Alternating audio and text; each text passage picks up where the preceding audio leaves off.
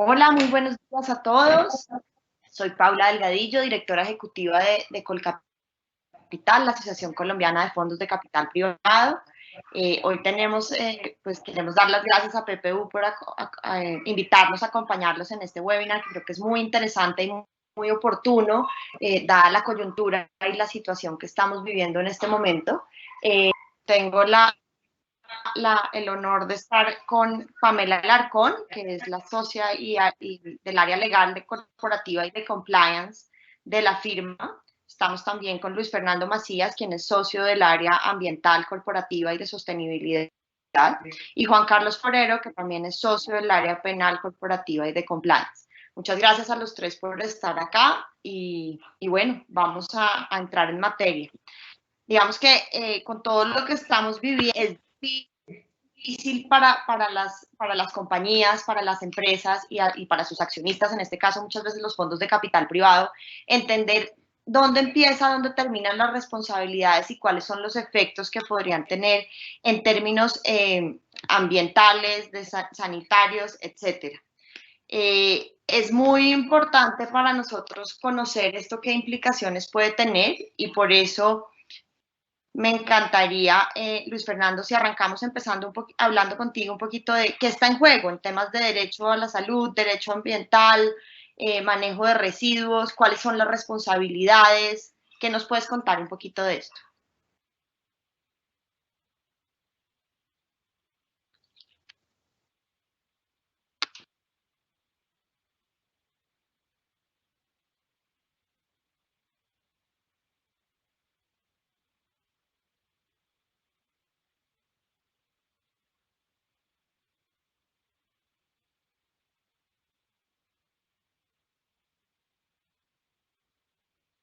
Qué pena, buenos días.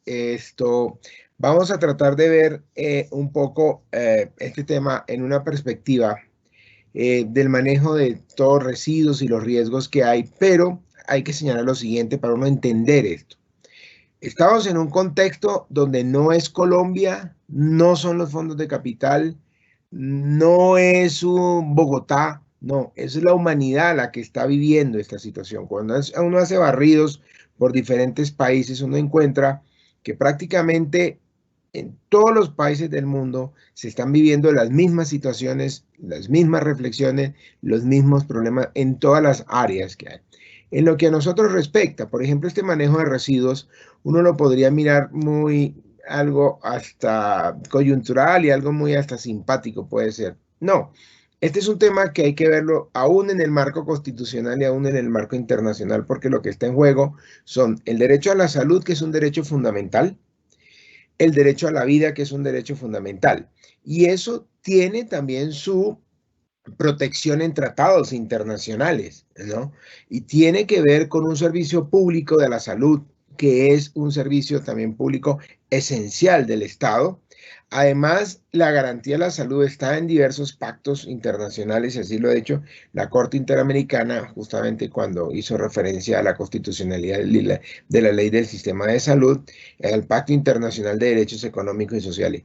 Tanto es que la Comisión Interamericana de Derechos Humanos sacó una resolución, que no son vinculantes, son recomendaciones, donde dice que se deben adoptar de manera inmediata e integral e interseccional un enfoque de protección a la vida, a la salud, y adoptar todas las medidas, y que los estados deben buscar que todos los sectores se involucren ahí. Entonces, entramos ahora sí y aterricémonos un poquito en el marco colombiano. En el marco colombiano, ¿qué hay? El problema es que se declaró el estado de emergencia económica, social y ecológica, que dio unas facultades, pero el Ministerio de Salud estableció y dictó la emergencia sanitaria. Entonces, a partir de allí se han expedido una serie de normas. Normas específicas sobre este tema de residuos. En realidad solo hay un artículo, hay circulares, hay documentos, pero no hay una norma específica sobre este tema, más allá de una norma que establece que si se ve saturado que los dispositores de residuos peligrosos, biológicos en este caso, no puedan cumplir con todos los residuos que se pueden generar, entonces los dispositores de residuos peligrosos normales pueden ser habilitados modificando la licencia ambiental para que dispongan residuos biológicos. Ese es el marco normativo. Y ustedes dirán, ¿por qué esto? Bueno, porque es que actividades que nunca se consideraron generadoras de residuos biológicos, ahora van a ser generadores de residuos biológicos. Y lo veremos al final con un caso específico que será el de la construcción, que es el de los primeros que ha salido una directriz y una circular al respecto. Entonces, ¿qué pasa?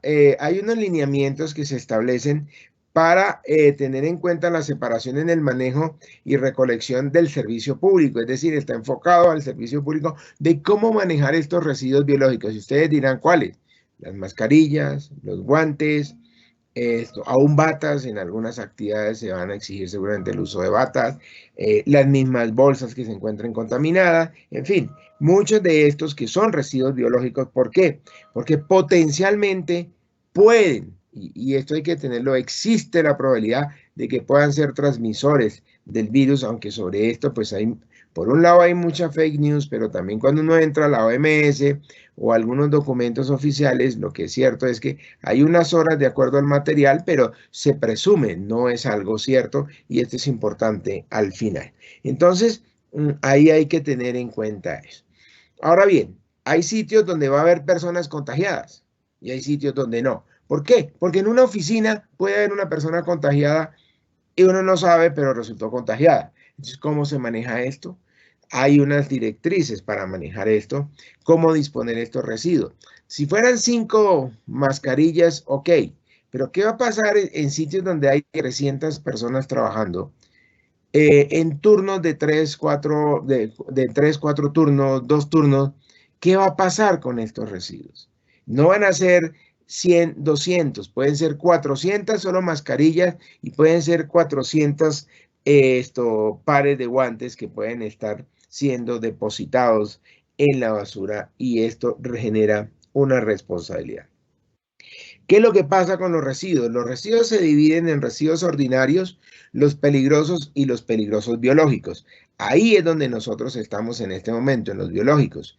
Que la norma que existe desde hace ya muchos años dice que son aquellos que se generan en las instalaciones hospitalarias, pero también en actividades como por ejemplo las peluquerías, son generadoras de residuos biológicos. Es decir, uno va a una peluquería y no se da cuenta de esto, y eso tiene una regulación específica. A esos son los residuos que nos estamos nosotros refiriendo.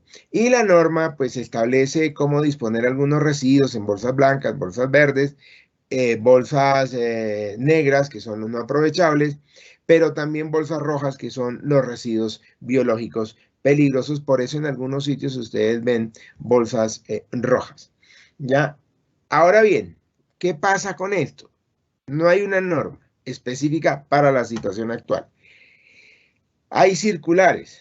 Entonces, y está en juego el derecho a la salud. Hay que aplicar unos principios. ¿Cuáles son esos principios? Son los principios de precaución, principios de prevención y la responsabilidad integral. Y hay que ver esto, mire, tal vez para algunas personas que no están acostumbradas al manejo de estos residuos, pues obviamente van a decir, ¿y eso qué tiene que ver? Pues mucho, porque actividades que no eran generadoras de residuos biológicos se convierten en generadoras de residuos biológicos. Y al ser generadoras de residuos biológicos, asumen la responsabilidad del dispositor, porque en materia de residuos peligrosos hay una responsabilidad desde el origen hasta el final. Entonces, en grandes cantidades, insisto mucho esto, es decir, en situaciones complejas se pueden dar casos. Entonces es importante tener en cuenta esto, más aún de la aplicación de estos principios, porque las circulares que están saliendo le están diciendo a las personas, oiga, estos son meramente indicativas, pero usted tiene que adoptar otras medidas. Entonces uno queda ahí como que asume uno la responsabilidad, y eso es un tema que hay que tener en cuenta. ¿Por qué razón? Porque se genera una responsabilidad que puede ser una responsabilidad desde los directivos de la empresa, que eso lo explicarán ahora Pamela y Juan Carlos, ¿cierto? Que va a lo penal, en lo administrativo ambiental son las normas ambientales y esto pueden llegar a ser sanciones de más de $1 millón o menos, es cierto. De ahí sanciones de todo tipo, pero se han impuesto medidas y habrá que ver frente a una situación de esta cómo van a actuar. No faltarán grupos de X o Y posición que quieran iniciar acciones populares también cuando vean que se están generando muchos de residuos y que no se están cumpliendo estas obligaciones, más las sanciones incluso policíacas y sanitarias que podrían darse en su momento. Entonces, es importante tener en cuenta eso. Si nos vamos al tema, por ejemplo, de la circular, que es para el sector de la construcción, que es interesante porque es el primero que digamos, por lo menos que ha salido así específico. Hay otros para sectores de salud, pero para este sí. Incluso hay que enviarlo a un correo que se llama, el correo es plancovidconstrucción@minvivienda.gov.co. Entonces, uno tiene que enviar el protocolo, tiene que enviar que decir cómo generan residuos. Y cuando uno lee esto, se genera cualquier cantidad de residuos. Tanto es que ahí dicen que se tienen que, digamos, lo que colocar canecas, colocar situaciones, digamos, hasta lavamanos. Hay lavamanos, y si hay lavamanos y nos van a la alcantarilla, porque a veces estas circulares son hechas pensando en Bogotá, pero aún en Bogotá no es fácil esto, porque a veces hay construcciones que no tienen, obviamente, todas las instalaciones. Entonces, por allá en el piso 15 que va a la construcción, si van a colocar un lavamanos, ¿cómo van a manejar el agua? Entonces tendrán que depositarla en un tanque, tienen que entregarla en un Vactor para sacarla. Si nos vamos a las construcciones que se están haciendo en sitios donde no haya servicios, van a requerir concesiones de agua, van a requerir seguramente hasta modificar a veces en los permisos de vertimiento. Esto no es sencillo, a veces estas circulares se hacen pensando en cosas como acá de Bogotá que funcionan y ya, no. Esto puede ser un poco más complejo. Y al final, y es donde quiero terminar, dice una cosa interesante esta circular, y es donde yo pues llevo y hago después el paso a esto. Dice: las anteriores consideraciones se exponen sin perjuicio de las normas, protocolos, estándares, mejores prácticas y otras políticas que los agentes deban y consideren aplicar con el fin de mitigar los riesgos asociados al COVID, ¿cierto?, en desarrollo de su respectiva operación. Entonces, al final, esta circular sigue siendo meramente indicativa y uno, es decir, el empresario va a tener que asumir su propia responsabilidad para el manejo de esta situación, lo cual hace que el riesgo aumente en ciertos casos, y aquí hay un tema de responsabilidad que cada quien asume de acuerdo a sus criterios y de acuerdo a sus consideraciones, que es el tema penal y es el tema que efectivamente va a explicar ahora Pamela y Juan Carlos. Entonces, para concluir, hay una responsabilidad, hay unas obligaciones que se derivan de principios constitucionales y tratados internacionales, hay unas circulares, algunas normas por ahí dispersas que aplican, hay una obligación para los generadores hoy de residuos biológicos que muchas actividades que no lo eran lo van a hacer, hay riesgos de sanciones administrativas ambientales, como serían multas hasta como he señalado antes, de $1 millón, y el tema penal, que entonces dejo que Pamela y Juan Carlos expliquen esta parte, y muchas gracias por la atención. Luis Fernando, mil gracias por tu intervención. La verdad nos ilustras muy bien.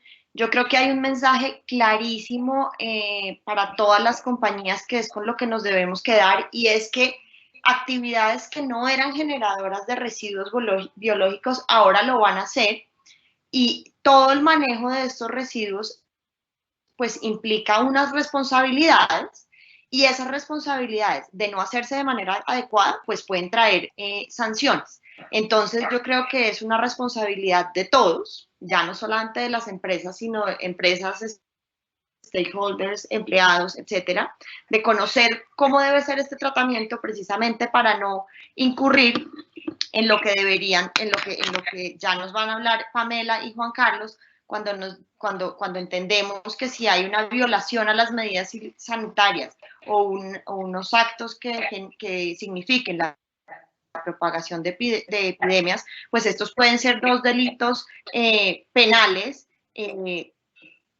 y de alguna forma entender cómo nos podemos cubrir de estos riesgos, pues es muy importante. Entonces, buenísimo, Pamela, si nos cuentas esto, como qué implicaciones en realidad tienen legales y cómo esto se escala de empleados, empleadores y stakeholders que podrían ser los fondos de capital privado. Claro que sí, Paula. Primero, muchas gracias por invitarnos a esta charla y por acompañarnos a Colcapital acá. Miren, acá resulta, yo sé que todos estamos pensando en este momento en la continuidad del negocio. Es nuestro objetivo, queremos ver cómo podemos ser productivos en aislamiento y volver a ser productivos como lo éramos antes. Y esto tiene muchas implicaciones, como decía Luis Fernando. Y esto tiene implicaciones desde el punto de vista sanitario y tiene implicaciones desde el punto de vista de salud y también tiene unas implicaciones desde el punto de vista económico para las empresas. Lo que pasa es que aparte de todo esto, tenemos unos deberes y esos deberes no los podemos olvidar. Aún si estamos en una situación de pandemia, con unas excepciones y con varias normativas que nos están diciendo cómo debemos actuar, no debemos olvidar que cuando omitimos y cuando no hacemos las cosas tratando de blindarnos en todos los frentes, pues pueden haber implicaciones. En este caso yo les quiero hablar de las implicaciones penales. Si ustedes se ponen a ver los decretos que ha expedido la presidencia en el marco de la pandemia, sobre todo los relacionados con el aislamiento, casi siempre en cualquiera de los decretos que ustedes vean, los artículos 5 y 7 hacen referencia a sanciones penales. Y toda la gente empezó a hablar, ¿cómo así que sanciones penales? O sea, aparte de todo lo que tengo que ver yo ahorita y lidiar en este momento desde el punto de vista de productividad de mi empresa y tratar de continuar con mi negocio, ¿hay sanciones penales? ¿Esto es algo nuevo? Y el tema es, uno, sí, hay sanciones penales, y dos, no es algo nuevo. Esto está en el Código Penal hace mucho tiempo y estaba incluso en el Código Penal anterior, porque el legislador en varias jurisdicciones, y esto no es un tema solo de Colombia, de hecho hay unas jurisdicciones que son mucho más fuertes que la colombiana en tema de delitos, pero el legislador consideró que la salud pública es un bien jurídico que se debe tutelar y que es de suma importancia. Y entonces tenemos dos artículos que estaban por allá olvidados porque nunca habíamos tenido una situación como la que estamos viviendo en este momento.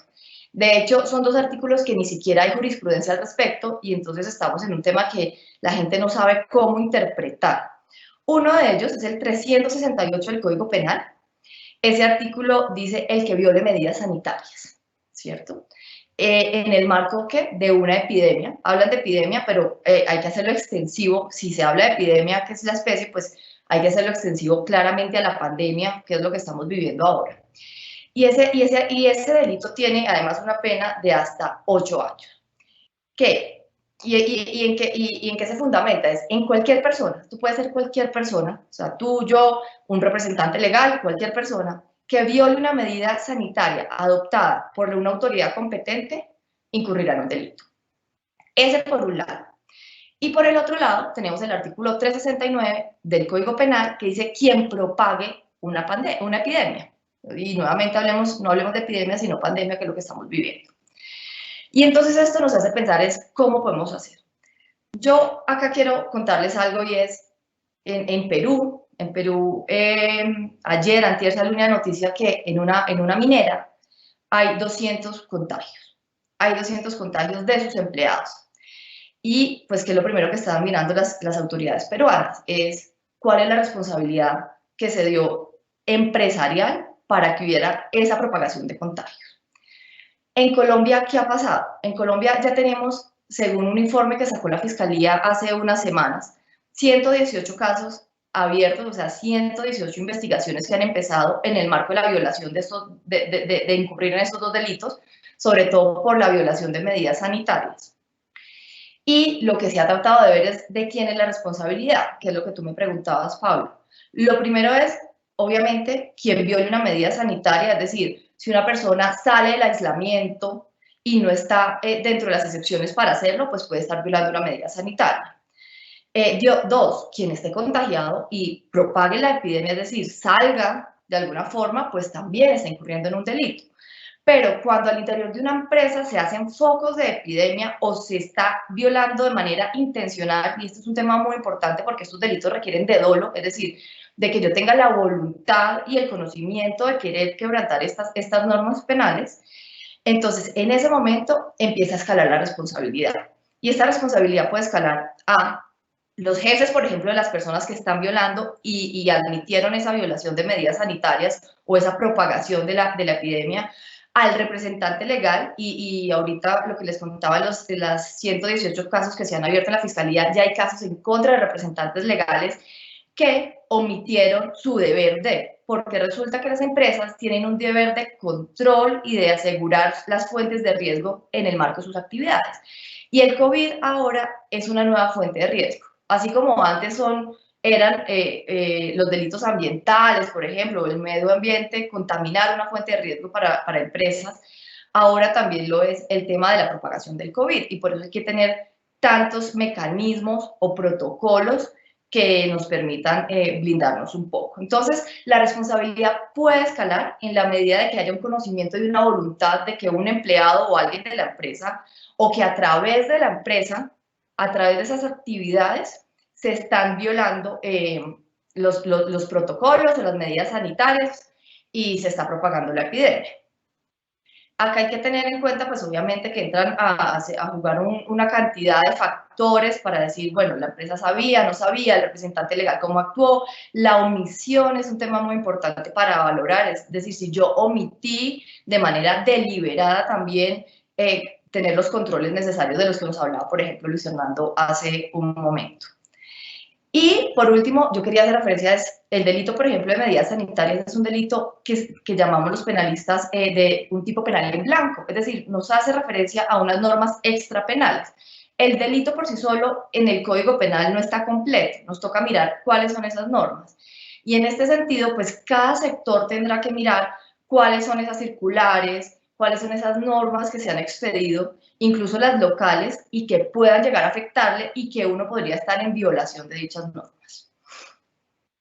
Y acá, para darle paso a Juan Carlos también, que podrá hablarles un poco más, pues los protocolos, y de los que habla también Luis Fernando, pues van a hacerse fundamentales. Y desde el punto de vista de responsabilidad van a ser los que logren blindar esa responsabilidad para que no sea solo una responsabilidad desde el punto de vista del empleado como tal que infrinja alguno de estos dos delitos, sino que también blinden a los directivos, a los representantes legales y a otras personas de la compañía. Bueno,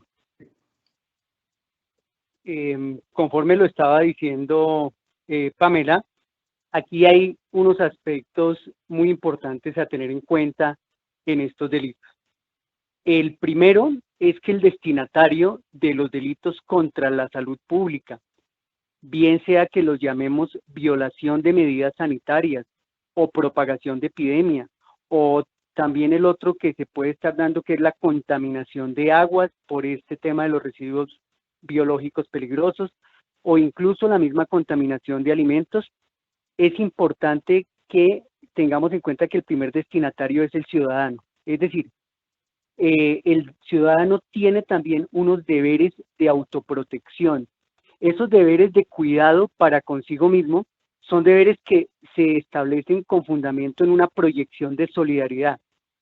Hay que recordar que el artículo 2 y el artículo 95 de la Constitución establecen que todos los ciudadanos deben obrar conforme al principio de solidaridad social, respondiendo con acciones humanitarias cuando se encuentre en peligro la salud o la integridad o la vida de las personas. Ese es el fundamento constitucional también de la misma protección a la salud pública.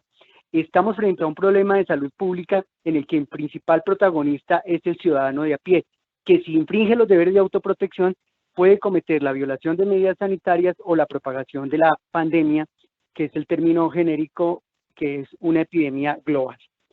Por eso, al interior de las empresas y los representantes legales, que también son destinatarios de la norma, es importante que se cumplan a cabalidad todas las medidas sanitarias y en ese sentido tienen que hacerse o fortalecerse los protocolos que tengan en cuenta que lo primero que hay que hacer es establecer unos lineamientos.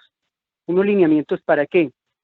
Para brindar una protección integral a todos los trabajadores, a los contratistas, al personal de interventoría, al subcontratista y a todas las personas que estén presentes en desarrollo de la actividad de la empresa. En derecho penal lo llamamos esto las personas, como lo mencionó Pamela, que obren dentro del ámbito de dominio. Incluso es la expresión que se utiliza para hacer responsable a alguien por omisión. Otro tema muy importante a tener en cuenta en los protocolos es la implementación de todos los mecanismos de identificación, de monitoreo, de gestión y de reporte del riesgo que se dé durante esta emergencia sanitaria conforme a todas las normas que se han expedido. Ahí Luis Fernando hizo referencia en este segundo punto a un tema muy importante, y es que la normatividad hace referencia a que se deben cumplir las normas que expide el gobierno, pero esas son normas indicativas, es decir, no se agota solo en el cumplimiento de estas normas. Esto en derecho penal se ha desarrollado para establecer incluso la imputación o la atribución de responsabilidad, partiendo de la base de que pueden existir, como mencionó Luis Fernando, mejores prácticas que conozca el destinatario de la actividad y que no estén en el mensaje específico que está mandando el gobierno. Ese es un tema muy interesante porque la exigibilidad de la conducta va a ser directamente proporcional a las capacidades y al rol que tenga la persona en determinado sector, bien sea sector de la construcción, sector de la alimentación. La exigencia va a ser superior en la medida en que se tenga más capacidad de despliegue, más conocimiento técnico. Eso precisamente en el marco de lo que señalaba Luis Fernando, es lo que se aplicó siempre en el marco del principio de precaución, donde se le exigía más en la actividad económica a quien tenía un mayor conocimiento para obrar conforme a una cautela o a una acción precautoria y evitar un resultado. Incluso es importante tener en cuenta que todo esto se desarrolla en la precaución. Estos delitos a los que hace referencia Pamela son de peligro. Están buscando precaver o anticipar las barreras de protección para que se materialice lesiones en la vida y la salud de las personas.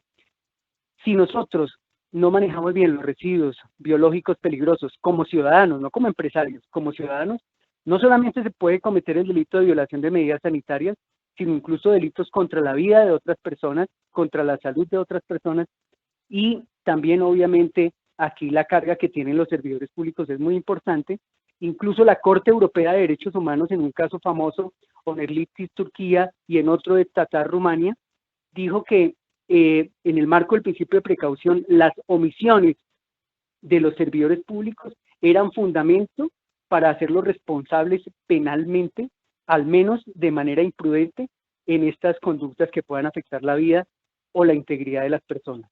Entonces tenemos un escenario nuevo, así como este virus y esta pandemia es revolucionaria en el sentido en que implicó un cambio brusco en las costumbres de la humanidad en menos de una semana, pues también ha llevado a que el derecho tenga que empezar a aplicar tipos penales que en tiempos de normalidad no habíamos tenido la oportunidad de aplicar de manera tan clara.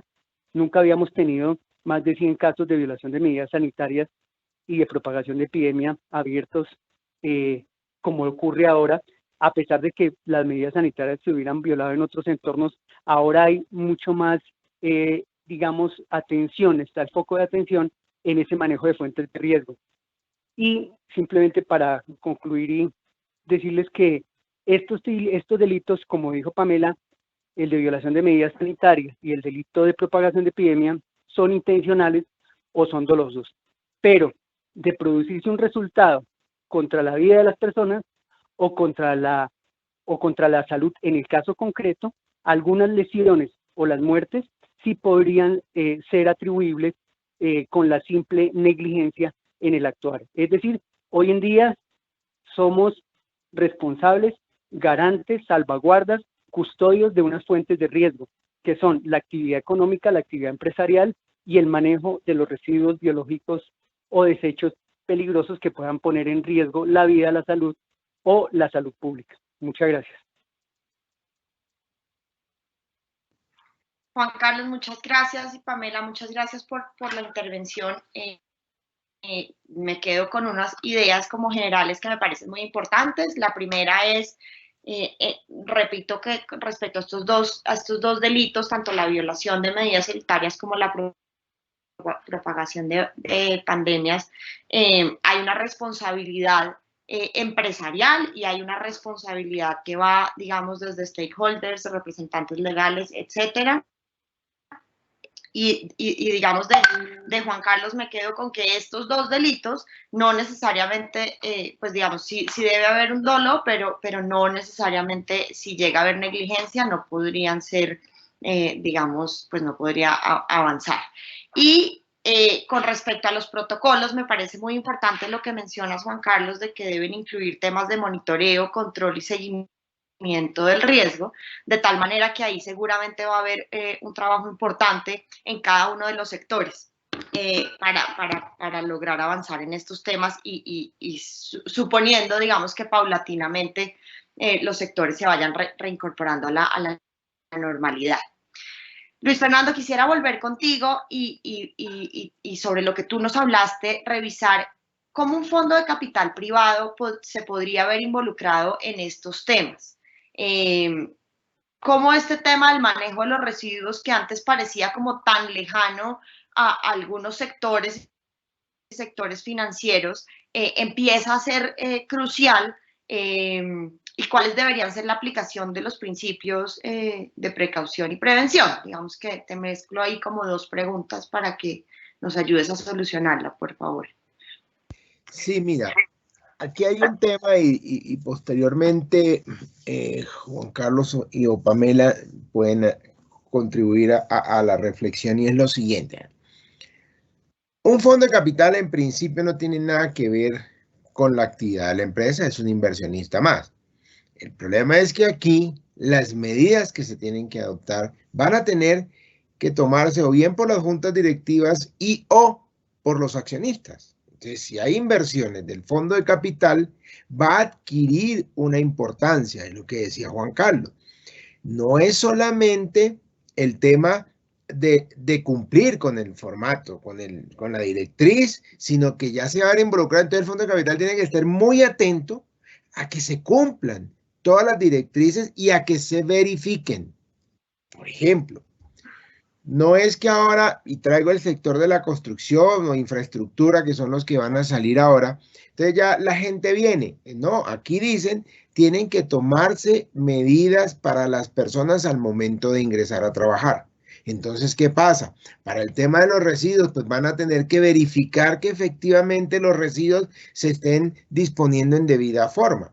Entonces, el fondo de capital hoy en día se convierte en un stakeholder que de una u otra manera se ve involucrado por acción o por omisión en el cumplimiento de las obligaciones. Digamos que lo sanitario y lo ambiental da el marco jurídico con sus principios y sus normas, que a veces algunas son normas que yo llamo difusas porque son principios generales, ¿cierto? Entonces, él va a tener que tenerlo en cuenta, porque si no lo tiene en cuenta, pues finalmente va a haber, digamos, posibilidades de responsabilidad. Entonces, por eso los fondos de capitales se ven hoy en día involucrados. Esto sin tener en cuenta cuando ya entren a trabajar. Es decir, cuando ya en las oficinas con más de 100 personas, de 50 personas, empiecen a cumplirse con estas medidas. Porque, ojo, esto lo estamos viendo. A veces yo veo que las personas piensan que esto ya en 8 días salimos, usamos las mascarillas y luego ya listo, ya pasó y llegó julio, llegaron las vacaciones y se acabó. Lo que dicen los expertos de varios países que he visto es que esto vamos a convivir con esto durante mucho tiempo, aun cuando salga la vacuna. Entonces va a cambiar la lógica y vamos a tener que usar mascarillas seguramente por mucho tiempo, guantes y tomar todas estas medidas. Entonces tenemos que adaptarnos no para el lunes, no para la semana entrante, sino a futuro. Igual las inversiones que vayan haciendo tienen que verificarse que estén cumpliendo con estas obligaciones, pues porque ahí hay un deber de diligencia importante. No sé si Juan Carlos y o Pamela quisieran ampliar el tema.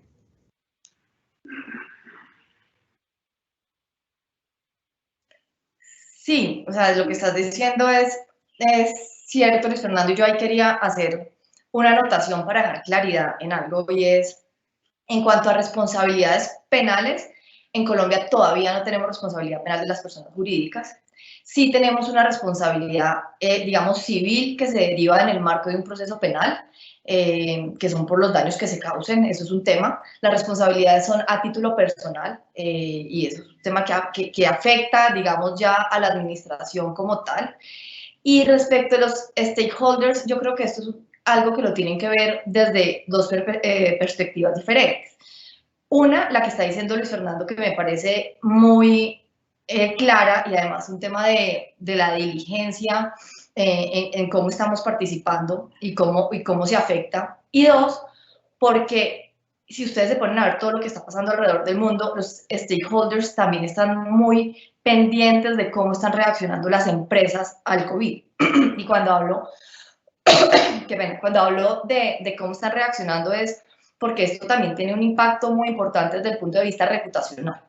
Entonces acá uno de los principales intereses es saber qué tan responsables estamos siendo, y es un tema que hablaba Juan Carlos, en el deber de cuidado dentro de nuestra actividad económica, es decir, acá, a donde tenemos las inversiones, qué tan importantes están, qué tan responsables están siendo, qué tan responsables están siendo frente a terceros o frente a la sociedad misma en el deber de cuidado. Y acá todos tenemos un deber de cuidado, que bien lo explicó Juan Carlos, que es muy importante y que está en juego dos cosas. Uno, por un lado tenemos la salud pública, que por eso es que hemos tomado medidas tan drásticas a nivel mundial, y por el otro, la economía. Y desde un punto de vista de reputación, esto va a pesar mucho.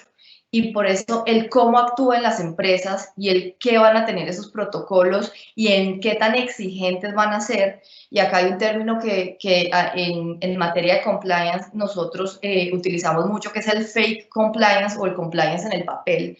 Esto no puede pasar lo mismo con los protocolos. ¿Por qué? Porque en algún momento lo discutimos con Luis Fernando en otra charla, esto no es tener una cartelera pegada o tener un aviso, porque bueno, cartelera no va a haber mucha gente en las oficinas, pero tener un aviso en la página de intranet de las empresas en donde diga qué se puede hacer y qué no. Esto se trata de realmente actuar.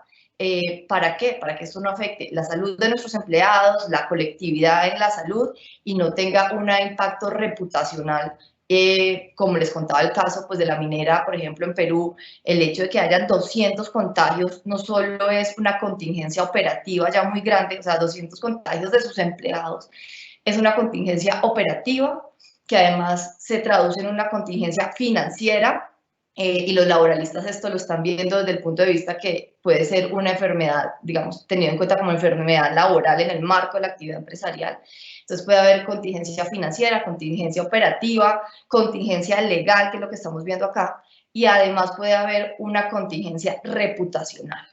Y eso creo que es un tema que es de mucha relevancia para los fondos de capital también.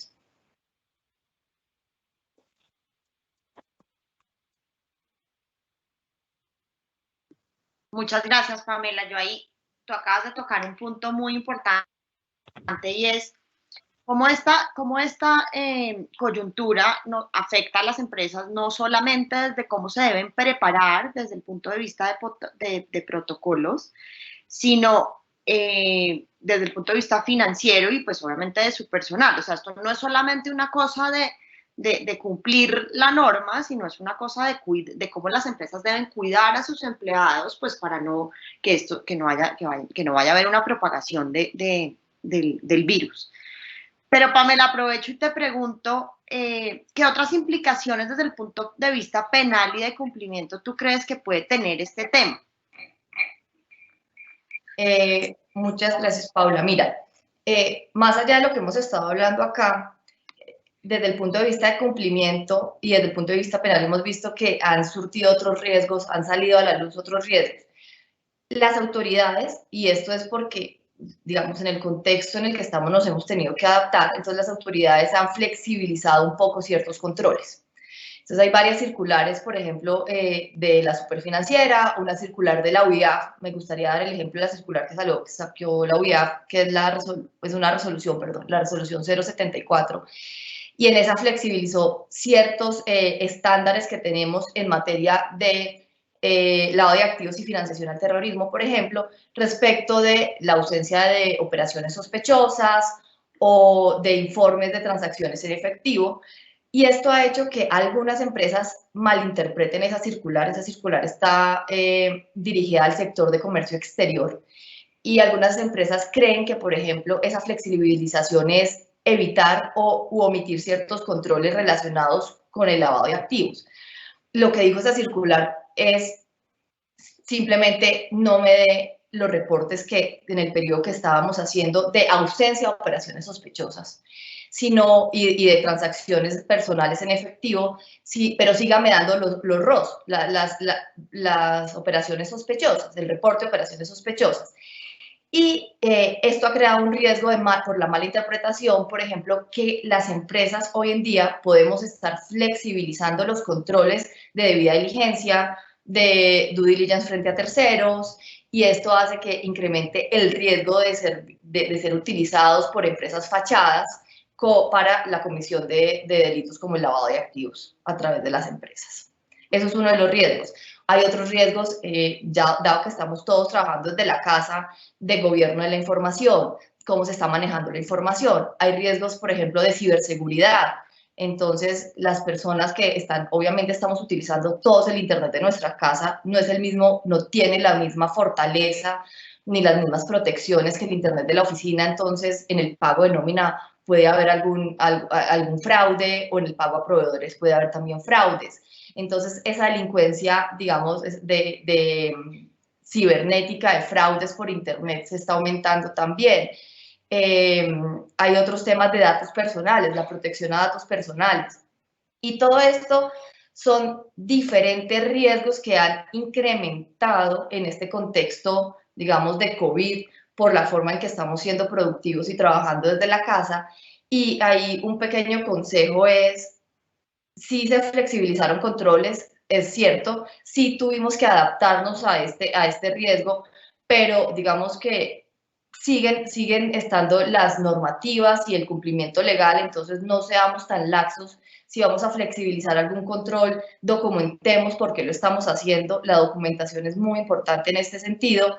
Y lo otro, la matriz de riesgo. Parte de lo que nosotros trabajamos mucho es hacer una buena matriz de riesgo del contexto actual. Muchas empresas obviamente tienen su matriz de riesgo muy bien hecha, pero no está aplicada a lo que estamos viviendo, y lo que estamos viviendo hace que no mapeemos, o que, mejor dicho, que tengamos que incluir en el mapeo riesgos diferentes, como por ejemplo el riesgo de la propagación del COVID, el riesgo de contagio de nuestros empleados, el riesgo de que se incremente de delitos financieros, de ciberseguridad.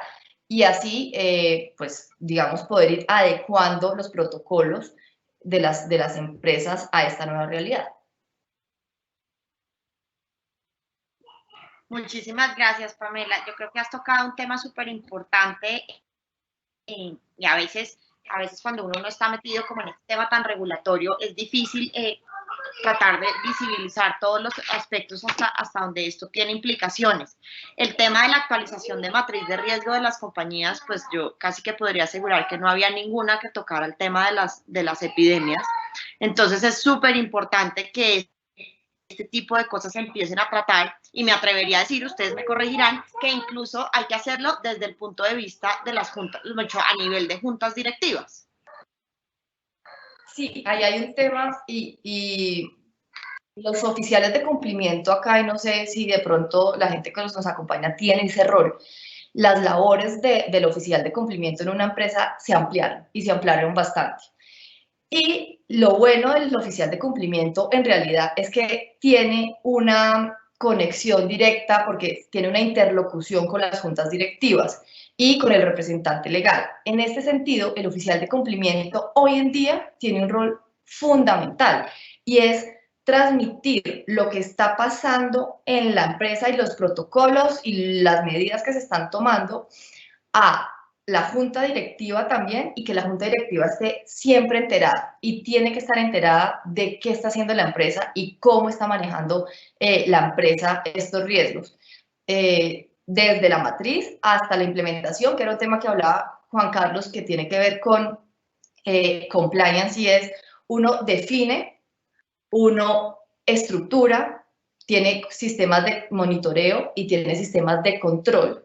Y esos sistemas de control tienen además una persona a cargo que tiene como accountability sobre esos sistemas de control para que respondan y vean si efectivamente se están haciendo de la forma adecuada y que la junta directiva también pueda tomar las decisiones en el marco que sean correctas. Muchas gracias, Pamela. Súper ilustrativo el tema.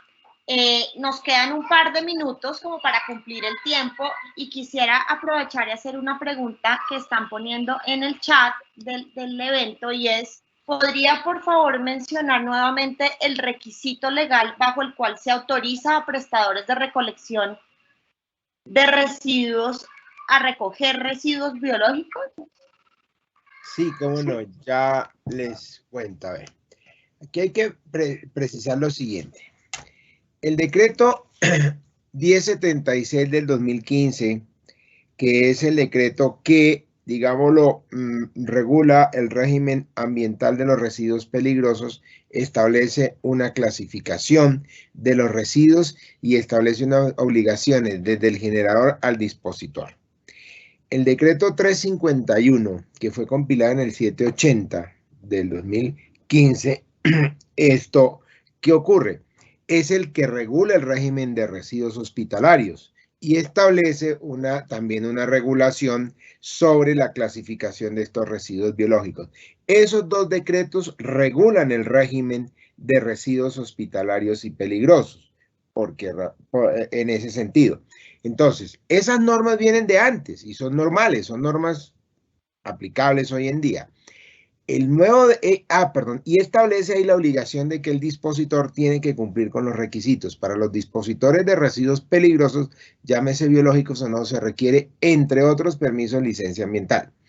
El decreto 465, que ese sí es un decreto expedido en esta situación de emergencia económica, social, ecológica y además emergencia sanitaria, estableció que mientras se mantenga esta declaratoria de emergencia sanitaria por causa del COVID, en el evento en que la cantidad de residuos peligrosos con riesgo biológico o infeccioso generado con ocasión del COVID se acerque a la máxima capacidad instalada de los dos gestores de dicho residuo, las autoridades ambientales competentes podrán autorizar, previa modificación transitoria, la licencia ambiental a otros gestores de residuos peligrosos para que también gestionen residuos con riesgo biológico. ¿Por qué? Porque los dispositores de residuos peligrosos y o biológicos no pueden disponer cualquier residuo, tiene que estar establecido el tipo de residuo que pueden disponer. Entonces, ese es el marco legal y el marco transitorio para que otros dispositores de residuos peligrosos no biológicos puedan disponer residuos, es el decreto 465 del 2020, pero no es automático. Ojo con eso, no es automático. Se requiere la modificación de la licencia ambiental y que la autoridad ambiental lo autorice. Y es una obligación del generador verificar, en este caso, que la licencia ambiental se encuentre modificada. Si no, se pueden generar responsabilidades sancionatorias e incluso penales también, pues según el tema. Les doy un ejemplo de las situaciones que se pueden presentar. Hace algunos años hubo una gran noticia que empezaron a encontrar residuos hospitalarios en Barranquilla, dispersos por algunas zonas. Hubo un gran escándalo incluso y se encontró que esos residuos iban de Bogotá, de Medellín, de todas partes, porque se había colmado la disposición de uno de los prestadores de este servicio. Imagínense hoy en día cómo es. Entonces la norma lo que busca es ese es el marco legal general que hay al respecto. Muchísimas gracias, Luis Fernando. Bueno, quiero darle las gracias a Pamela, a Luis Fernando y a Juan Carlos por esta, creo que muy clara y súper apropiada ilustración de cómo estamos en este momento y cómo definitivamente a las compañías les cambió, digamos, su exposición a todo el tema de manejo de riesgos y a todo el tema de posibles sanciones penales, que aunque ya Pamela nos explicó que no son a las compañías, sino son a título personal, pues podrían verse involucrados representantes legales. Quiero darles las gracias a los tres y nada, espero que sigamos. Hasta luego. Muchas gracias por la Gracias. Hasta luego. Buen día. Hasta luego. Gracias a todos los asistentes. Gracias. Ok. Muchas gracias. Chao. Chao.